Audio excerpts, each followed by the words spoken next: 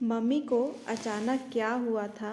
पूरे 8 महीने के बाद अंतरा ने घर में कदम रखा तो वहाँ का भयानक सन्नाटा उसे काटने दौड़ पड़ा। बड़ी मौसी ने डॉक्टर प्रधान को बुला लिया। मम्मी उन्हीं की देख रेख में थी। उन्होंने ही अंतरा को मम्मी की इस अंतिम स्टेज की खबर दी थी। अंतिम स्टेज। अंतरा की आंखें एक बार फिर भर आई। मम्मी को क्या हुआ, अब वो कभी नहीं देख सकेंगी। ब्रेन हैमरेज हुआ है। सिसकी उसके कंठ में ही घुट कर रह गई। मेडिकल स्टूडेंट होने के बाद भी अंतरा के मन के किसी कोने में मम्मी के चले जाने का भयानक डर बैठ गया। कितने बरसों से वो और मम्मी नाना के इस घर में रह रहे हैं। जब से अंतरा मेडिकल पढ़ने बाहर गई है, बड़ी मौसी लगातार मम्मी के साथ रहती है।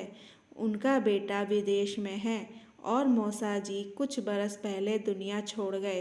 अंतरा ने साए साए करते कमरे में पैर रखा तो मम्मी पलंग पर बेसुध सी पड़ी थी। डॉक्टर प्रधान उनके सिरहाने बैठे थे। अंकल, मम्मी की तबीयत मैं कुछ कह नहीं सकता अंतरा, इन्होंने अपने प्रति काफ़ी लापरवाही बरती है। ब्लड प्रेशर काफ़ी समय से हाई चल रहा था। दवाइयाँ समय पर नहीं ली और अब ये अचानक ब्रेन हेमरेज कहते कहते डॉक्टर प्रधान का स्वर कांप गया। मौसी भी कमरे में आ चुकी थी। उन्होंने ही बताया कि पिछले कई दिनों से मम्मी को लगातार सिर में भयानक दर्द होने लगा था। रातों को सो भी नहीं पा रही थी। सुबह सुबह उल्टियाँ हो जाती थी। दर्द की गोलियां लेकर यूनिवर्सिटी जाती थी वो। कोई प्रोजेक्ट था जिस पर वो काम कर रही थी काफ़ी मेहनत से, लेकिन बीच में ही तबीयत खराब हो गई। मम्मी को यूनिवर्सिटी की जॉब बड़े संघर्षों के बाद मिली थी, इसीलिए वो स्टूडेंट्स और फैकल्टी मेंबर्स की तरफ से कोई शिकायत नहीं चाहती थी। अभी उम्र ही क्या थी मम्मी की। अंतरा और मम्मी में बस 21 बरस का अंतर था। इस हिसाब से मम्मी कुल 46 साल की थी।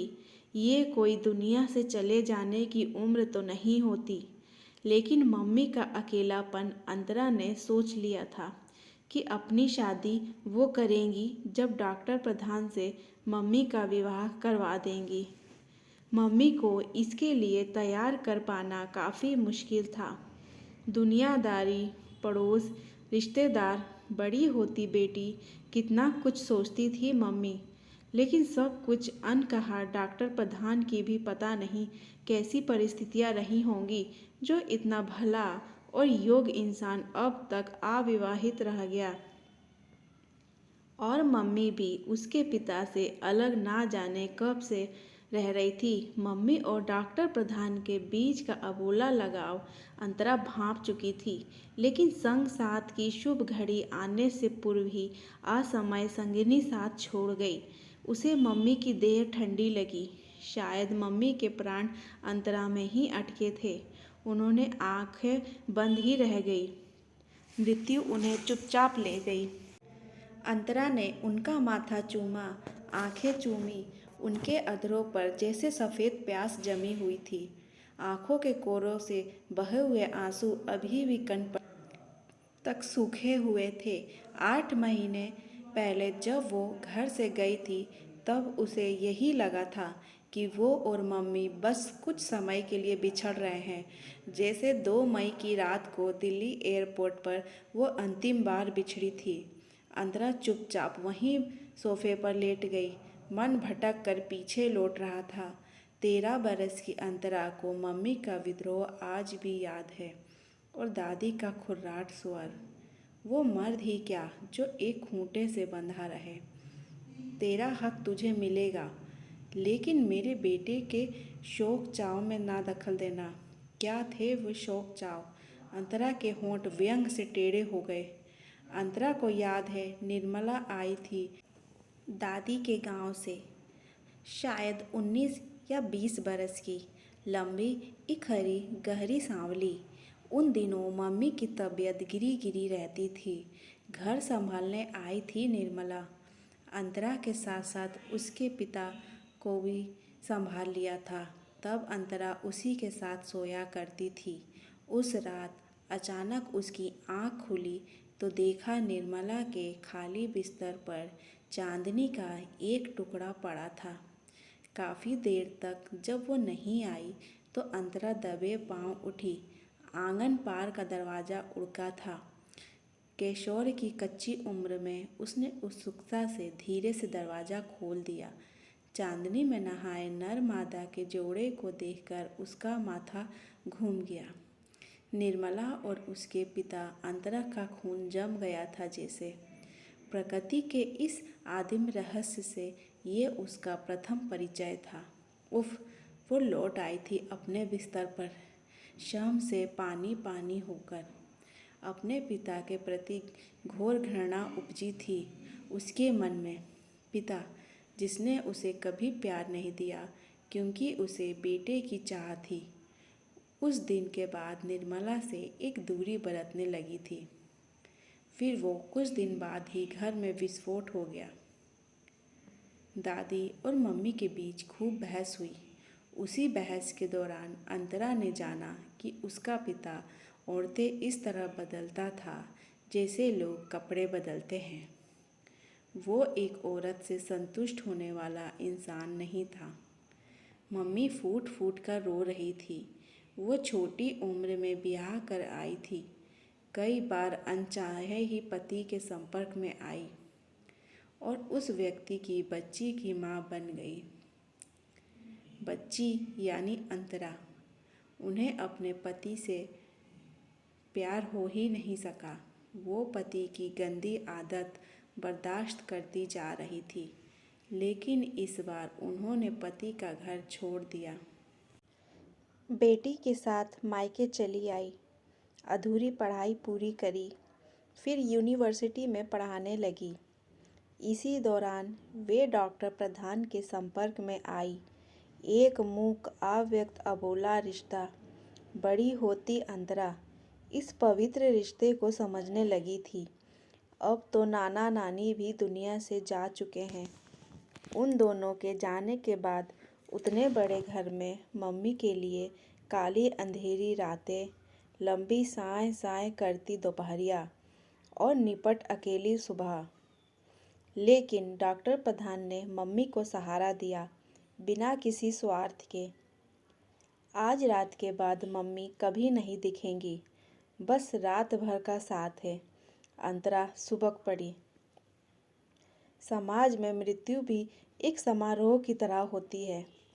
भोर होते ही रिश्तेदार पड़ोसी जुटने लगे। डॉक्टर प्रधान को देखकर लोगों में फुसफुसाहटें होने लगी। तेरे पिता को खबर करनी होगी, मौसी ने कहा। तो अंतरा चौंक पड़ी। क्यों? लेकिन उसकी आवाज़ कोलाहल में दब कर रह गई। मौसी के पास शायद उसके पिता का नंबर था। कुछ देर बहसा बहसी के बाद मौसी ने फ़ोन रख दिया। एक विजेता की सी संतुष्टि थी उनके चेहरे पर। झगड़ा तो सौत का था, अब न सौत रही न सौत के लिए झगड़ने वाली। फिर कुछ नियम, धर्म, संस्कार भी तो निभाने होते हैं, मौसी कह रही थी।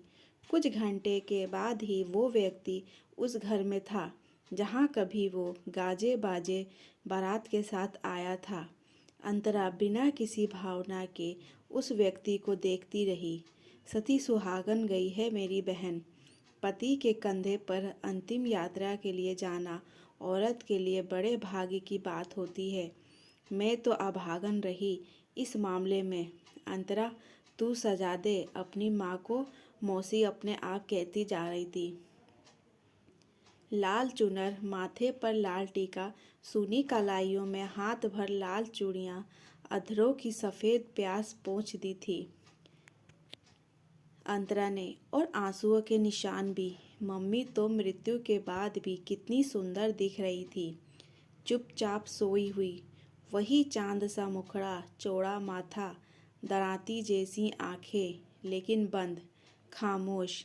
इतनी सुंदर तो वो कभी नहीं दिखी। मौसी के बताने पर अंतरा मम्मी के ड्रेसिंग टेबल की दराज में सबसे पीछे रखा सिंदूरा लेती आई। चमकीले लाल रंग का सिंदूरा जो जाने कब से अपेक्षित पड़ा हुआ था। मेरी बहन सती सुहागन इस दुनिया से गई है। अपने हाथों से उसकी मांग भर दो जमाई जी, मौसी रोते रोते कह उठी।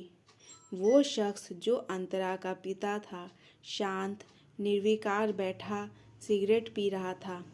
कोई दुख कोई अफसोस नहीं जाहिर था उसके चेहरे पर। मौसी के शब्द अंतरा के कानों में पड़े तो जैसे वो नींद से जाग पड़ी। वो देख रही थी किसी औरत ने सिंदूरे के इर्द गिर्द चिपके सिंदूर को समेटकर पिता नाम के उस व्यक्ति को सिंदूरा थमा दिया था। एकाएक ही अंतरा ने सिंदूरा झपट लिया। उसका क्रोध चरम पर था। मेरी मम्मी को देवी मत बनाइए। ये आदमी मेरी मम्मी का पति नहीं हो सकता। ये मेरा पिता कहलाने के लायक भी नहीं। मम्मी ने इस आदमी से कभी प्यार नहीं किया। मेरी मम्मी डॉक्टर प्रधान से प्यार करती थी और ये बात बस मैं ही जानती हूँ। उनकी मांग में सिंदूर भरने का अधिकार सिर्फ और सिर्फ डॉक्टर प्रधान को ही है। अंतरा ने पिता नाम के उस व्यक्ति से सिंदूरा लगभग छीन ही लिया। उसने मम्मी के चेहरे की तरफ देखा। सिंडेला सी सुंदर उसकी मम्मी आजीवन अपनी अधूरी कहानी पर चुपचाप घुटती रही और बिना किसी से कोई शिकायत किए बिना इस दुनिया से चुपचाप ही चली गई। भीड़ छटने लगी थी। कई तरह की बातें फुसफुसाहटें अंतरा के कानों में पड़ रही थी।